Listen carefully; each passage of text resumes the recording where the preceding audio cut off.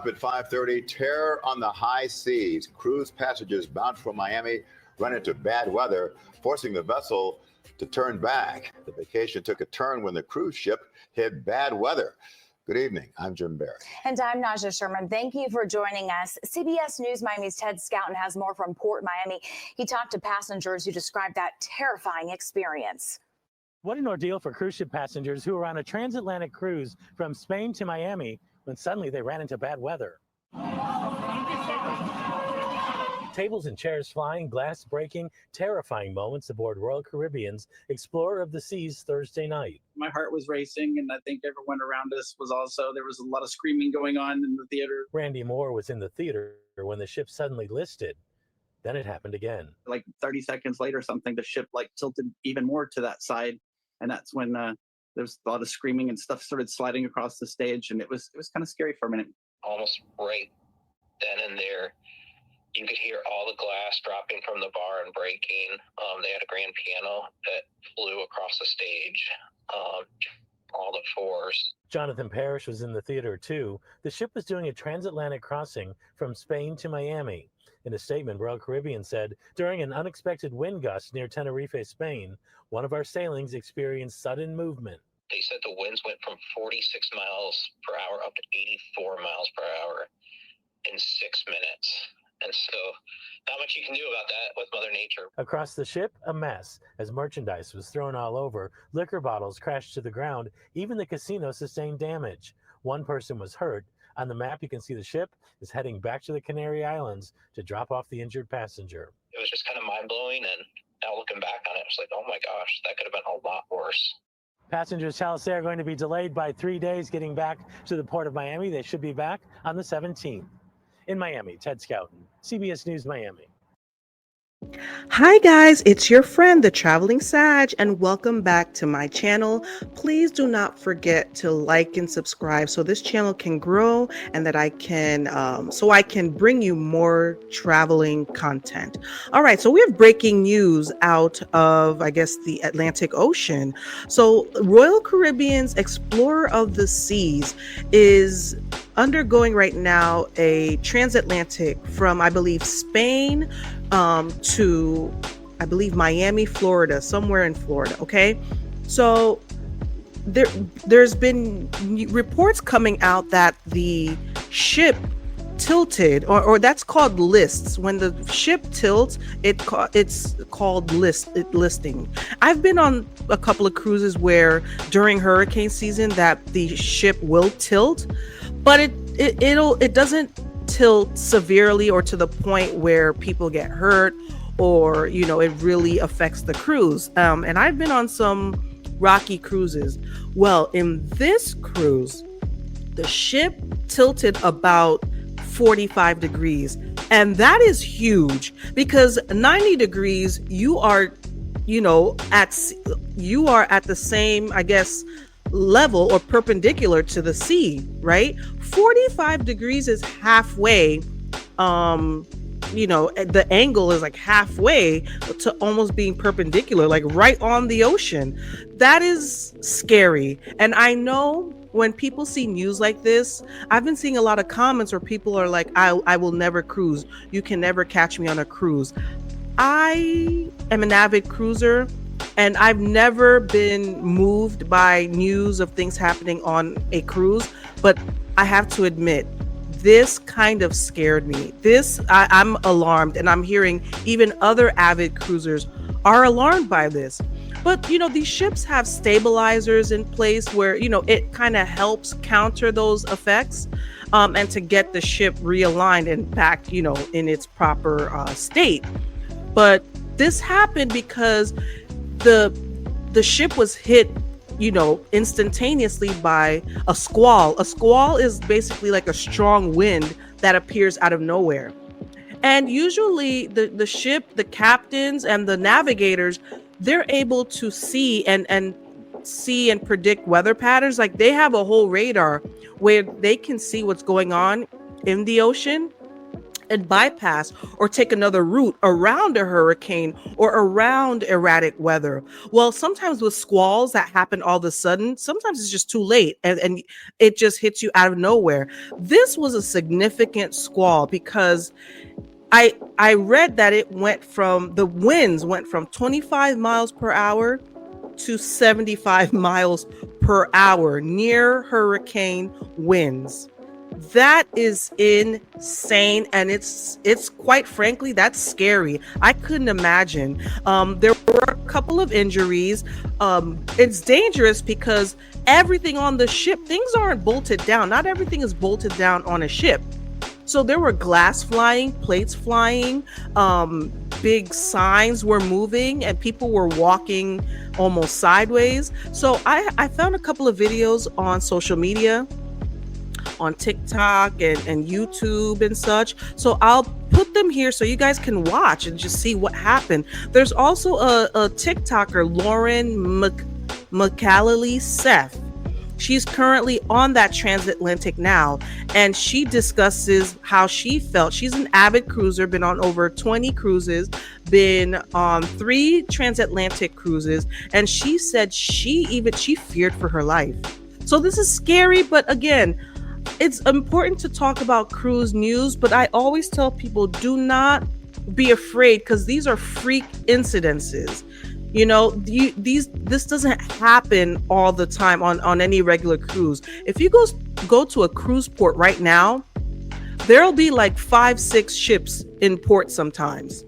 So that tells you that there's ships all around traveling all day, every day. This just was a freak incident by a squall that, yes, can happen. And things happen, but the good thing is everyone was accounted for. Everyone is safe. I'm glad no one went overboard. That's how bad that the ship listed, that they told everyone to stay in their cabins. It's just scary. So let's watch a couple of videos and we will reconvene.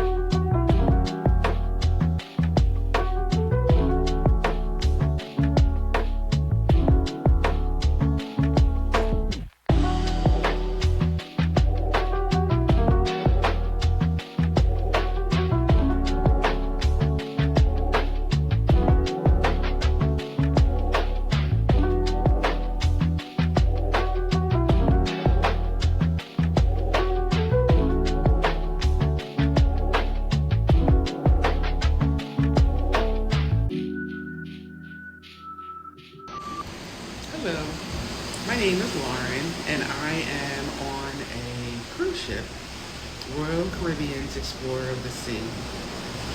We are doing a transatlantic cruise, and we started from Barcelona on November 2nd. You can hear the ocean. We are due to be back in Miami on November 14th, but last night we had a situation where we hit a hurricane-like squall. That's what the captain said. And we were in an activity and the whole boat started to lean severely towards the left. So it almost felt like it was going to go into the water. Stuff was sliding off of the tables, glass, all kinds of stuff. The bar that we were near, all of the glass slid off of their cabinets. Some of the liquor slid off the cabinets. We heard in the promenade that some of the little cafes and stuff, they lost glass and stuff was strewn all over the ground. So they ended up making us all go back to our rooms so they could count passengers. They wanted to make sure, and crew, they wanted to make sure that we didn't go overboard. So we had to stay in our rooms for probably about almost 2 hours, and the crew had to come past and check our sail and sign card to make sure that we were here. Apparently somebody got hurt on the ship. I guess apparently it was severely, because now we have turned around and we're sailing back to Los Palmas, which I thought he said was in the Canary Islands. We just came from the Canary Islands like 2 days ago. So we are sailing back. He said what happened was the speed that they were going, they didn't realize that they were sailing into the squall. So it took them by surprise as much. And so they had to slow the ship down to be able to control it better in the bad weather.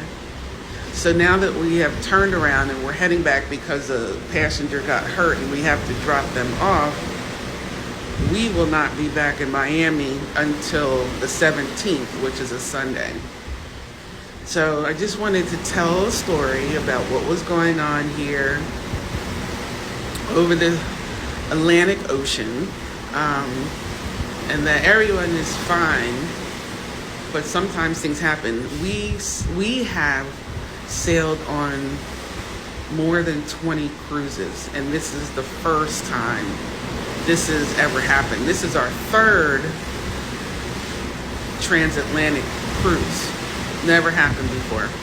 So the captain did his job. Everyone was fine and accounted for. And so we're on our next set of adventures. Hopefully we get a chance to get off the ship in Los Palmas. I feel bad there's a lot of people from Europe. So they're missing flights. They're having to make arrangements. The only thing that we had messed up was we were going to take a rental car from Miami and drive back to Jacksonville, Florida. We do that all the time. So I was able to go online, cancel, and then reschedule for the 17th. Then we're ready. We're rolling with everybody else. I do have some supplies I might need to get up on and might have to send some personal items to the laundry. But if that's the worst that can happen, I'll do it anytime. So I hope this doesn't scare people who haven't cruised yet. It's just something that happens, but it shows how equipped the crew and the captain are in making sure everything is okay right away. They really look out for your safety, and I was scared. I honestly thought we were going over. And the only thing I could think of was my 6 children, who are all adults, and my grandchildren, and that I didn't get a chance to tell them that I love them. That was hard for me because yesterday I didn't have internet. But I purchased it this morning, and I have it for the rest of the cruise. Technically, I have it until the 14th, but hopefully they will extend it till the 17th, because it wasn't my fault that we were in this situation. So they should give me some free internet from the 14th to the 17th. So I might ask for that if they don't offer it. So at this point, it's wait and see. I'm curious to see if we'll get compensated for the whole inconvenience. We'll see. But just wanted to report that we had a mishap that was quickly handled, and we are all safe, and I am traumatized. but I'm dealing with it. See you when I hit the ground in Miami on the 17th. So you just heard the experience of someone who is currently on board, and you can tell even she, who is again an experienced cruiser, was a little shaken up to the point where she thought she was going to maybe pass away. That is a scary, oh my God, that's a scary thought. But I do trust in technology. I trust in Royal Caribbean, especially. It is a very good cruise line. I've only cruised Royal Caribbean, and I like the fact that they checked on every single person, and they made sure everyone was accounted for. They ensured safety measures were put in place, and they're turning right back around to Tenerife to drop off the injured party. So when things happen, you can be assured for the most part that the cruise company will do its due diligence and ensure safety. Safety is of utmost priority for a lot of these companies because it's also good for business. You know, they have a business to run, and they are mindful of their profits. So that's an incentive for them, as well as adhering to laws. And there's maritime laws that have to be followed. So will this stop me from cruising? Probably not. I don't think so. Should you, as someone who's considering cruising, not ever take a cruise because of this situation? No, absolutely not. I always tell people to start off slow. Start off with like a 3-day weekend cruise just to get a feel for it, and then gradually expand it to maybe 4 or 5 days. And then when you're comfortable, then you can withstand, the ins and outs of a cruise and what can happen. You know that the ship can list from time to time. I've cruised like many times during hurricane season. The worst thing that's happened in a couple of my cruises is that they cancel port stops, and then the ship is rocky for a bit. That's about it. So I trust in these cruise companies. Let me know what you think. Will you stop cruising if you have been on a cruise? If you're thinking about it, are you not thinking about it anymore? Let me know what you think. I'm curious to see people's reaction to this, okay? Again, thanks for watching, and I will see you next time. Until then, remember to live life one trip at a time.